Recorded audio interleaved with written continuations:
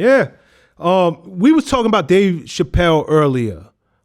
Dave Chappelle, to me, he's always been funny, always been hilarious. I have always loved he's a Dave Chappelle. genius. But he's going somewhere different now. Yeah. Ed. He's like he is beyond.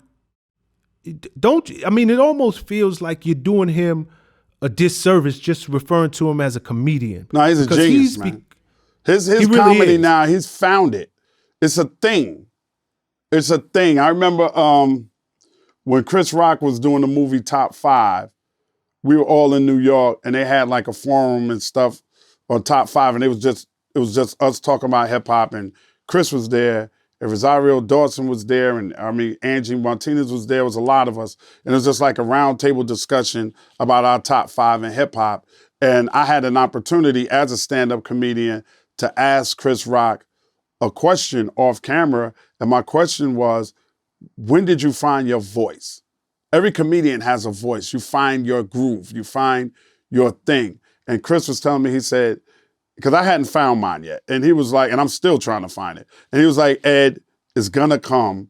You just gotta be patient. He said, for a long time, I found myself on stage talking about nothing until I found my voice, what I know, what I'm good at, what my truth is. And that's what Dave's found.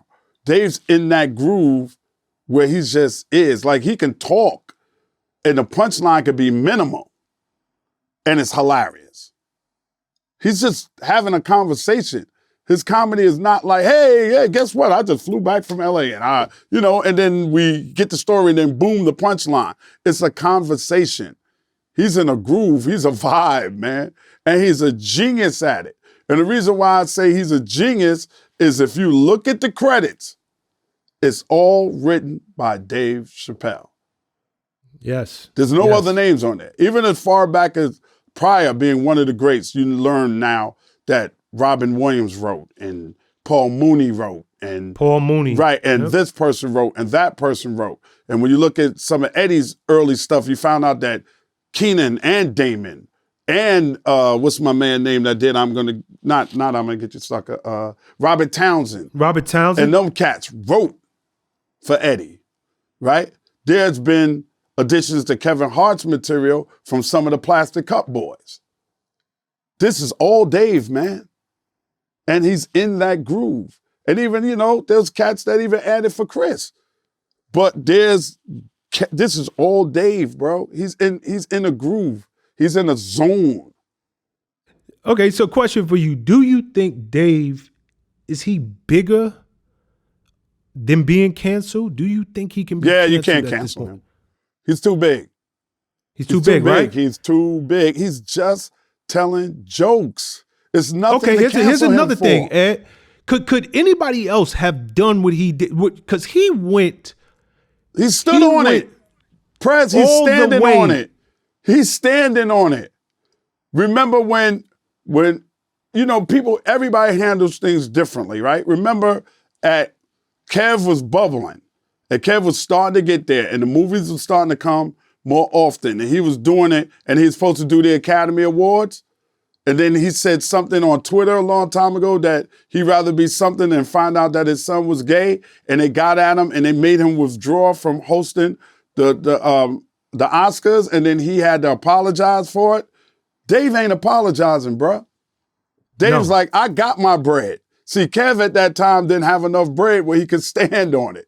Dave got enough bread where he's saying, I'm standing on this because this is just jokes. I'm not telling anybody that I hate them. I'm not telling anybody that they're not real people. I'm not telling anybody to go out and hurt somebody or to go out and find your local transgender person and punch them in the face. I'm telling jokes about them. All I'm saying is this is real and this is like Beyond. Like you got a beef burger, that's a Beyond burger. That's funny. It's not harmful. It's funny. Learn to take a joke. And he's standing on it because he got enough bread that he can stand on it. And he has enough support that he can stand on it. Because once you start taking the voice of the comedian away, what's left? We can't now, if I say something about white people Or I make a joke about white people, now I'm going to get canceled by all the white people. If I make a Puerto Rican joke, the Puerto Ricans are outside. It's jokes. That's all.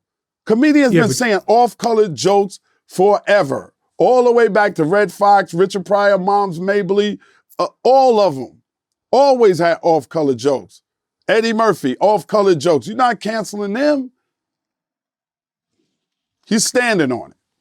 That's what makes him special. You mentioned some big names. You mentioned huge names who are very, very relevant right now. The Chris Rocks of the world, the Kevin Harts of the world. Could anybody else have pulled this off, in your opinion? Nah. I don't think so. I don't think they would have stood on it, man. Because they were so far embedded into it to get movies and to have, their specials. Dave is on like a startup. Like, if you really think about it, Netflix is a startup, right? Netflix is a startup that was like, nah, I ain't worrying about NBC, ABC, whoever's network, BET, MTV. I'm not worrying about the conglomerates. This is what we doing at Netflix. And this is what we gonna show. And this is for people that don't want to deal with that just want to see this. And everybody gravitated towards Netflix, and Netflix became a term, Netflix and chill. And Netflix is like, you ain't got Netflix? Like, let me get your Netflix password so I can watch these great cutting edge shows on Netflix. He's not worried about whether he gets a movie. He's not worrying about the big movie companies or none of them. He don't care. I'm a stand-up comedian. I got my Netflix specials, and I'm standing on it. Because I don't care about the rest of that. I did Chappelle's show. I don't give a damn if I don't get no movie. I don't care if I'm not just for first thing that popped in my head, Jumanji 4. I don't care if I'm not in Iron Man or all of that. You got to understand everybody else you're talking about went on to become movie stars. So too much controversy would have got them canceled out of their movie careers. Dave ain't worried about no movie career. Dave did his own documentary about the whole joint in the cornfield and all of that. And all the people that turned up to perform everywhere that he did these little movie premieres at all these stadiums. Dave is like a comedic superhero right now, man, because he's standing on it. He's fighting for us. He's fighting for Deion Cole. He's fighting for Kevin Hart. He's fighting for Chris Rock. He's even fighting for Murphy if Murphy decided to get back on the stage to say what we want to say. He's fighting for Jay Leno. He's fighting for Jimmy Kimmel. He's fighting for he's fighting for Bill Burr. He's fighting for a lowly comedian like me. He's fighting for talent. He's fighting for Ray DeJean. He's fighting for Smokey, Capone, for all of us to be able to say what the fuck we want to say when we on that stage without worrying about somebody canceling us because we made a joke. It's a joke. You're supposed to take it, go home, laugh. You know what I mean? But he wasn't worried about that other side, that movie side, that TV side. He don't care about that. He's a stand-up comic, and that's what he is, in the truest sense of the form. He's not worried about this, I need to be the next level stand-up comic. That's why he do what he does, because he's just a comic. Yeah, he's on the next level. I mean, this man is truly the GOAT, and I love him for what he's doing, because he is, like you said, standing on what he believes, and doing that will make you a legend. Yeah, you know when I knew Dave was L? Yeah. Dave gets on stage and smoke in places where I know there's no smoking. You know damn well there's no smoking in them buildings. These motherfuckers was at Radio City Music Hall like, boof. There's a whole shit. He's smoking. I know they were like, there's no smoking in here, Mr. Chappelle. Like, yeah, guess what? I'm smoking. I loved it so much. I was in Charlotte. I started to light a cigar up on the stage, and there was no smoking there. I'm like, fuck it, I'm performing. Poof. But I ain't at Dave Chappelle's level yet, so I love him for that, because he's just going to break the rules, man. He's going to do it the way he wants to do it. And later on, every comedian will thank Dave Chappelle for what he's doing for us right now. Agreed.